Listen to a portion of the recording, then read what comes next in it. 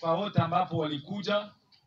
Nadhani kikao sio tu leo, kutakuwa siku nyingine ambapo tutaendelea kuongea.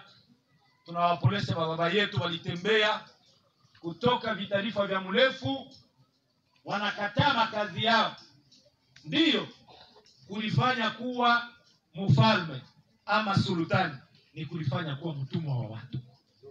Sepulkuwa leo mlikuya kuitika na kutimiza hiyo shurti.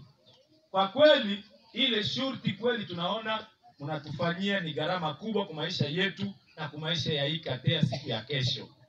Asante kwa wote. Nadhani siku nyingine tutaendelea kuongea baadaye kwa maneno mbalimbali ambapo itafanyika. Kwaherini.